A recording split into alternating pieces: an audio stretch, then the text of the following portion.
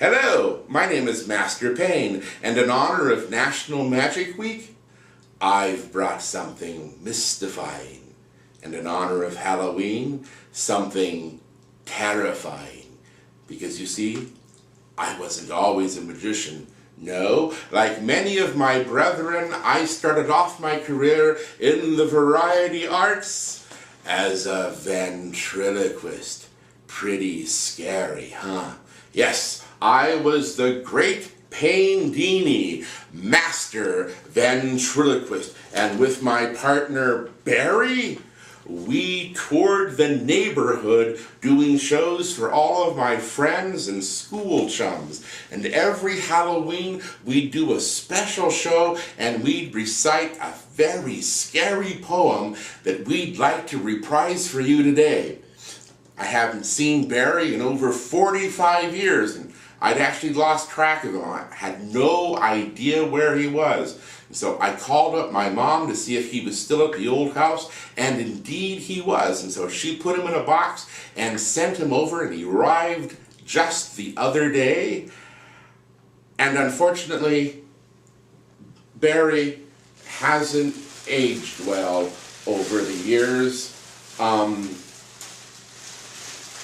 I suppose I should have punched holes in the box before I sealed him in.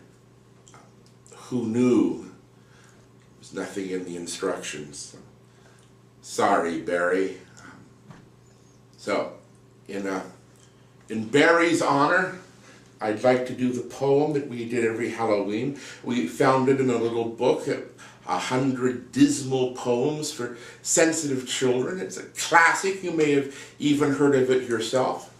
It goes something like this.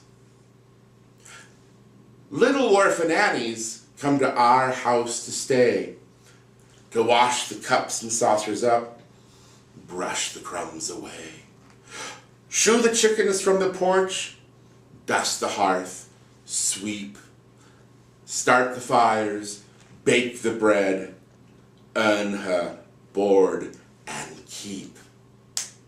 And all us little children, when our supper things is done, oh, we sits around the kitchen fire and has the mostest fun, a-listening to them witchy tales that Annie goes about.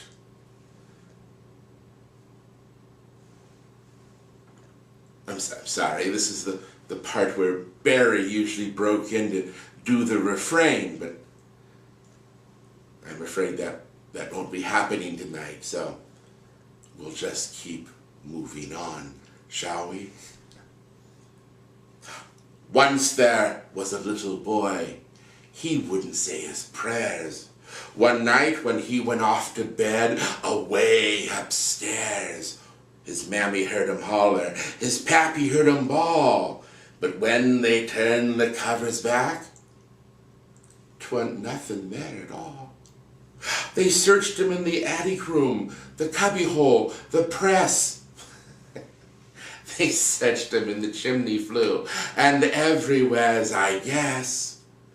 But all they ever found 'twere his pants and roundabouts. 'Cause the goblins will get ya if you don't watch out. Then there was a little girl, she'd always laugh and grin. Oh, she'd make fun of everyone, both her kith and kin. One day when there was company and the old folks were all there, oh, she'd mock 'em, she'd shock 'em, and she'd say she didn't care. But as she turned upon her heels to go and run and hide, 2 great big old black things were standing by her side.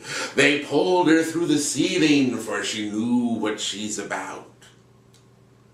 'Cause the goblins will get ya if you don't watch out. Little orphan Annie says when the blaze is blue, and the lamp wick sputters, and the wind goes whoo, and the crickets all go silent, and the moon is gray, and the lightning, bugs, and dew is all squelched away.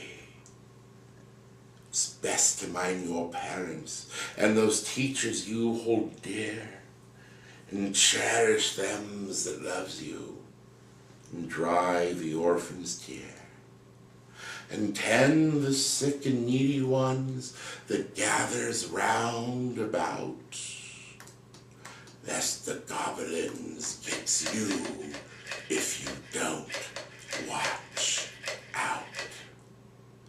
Happy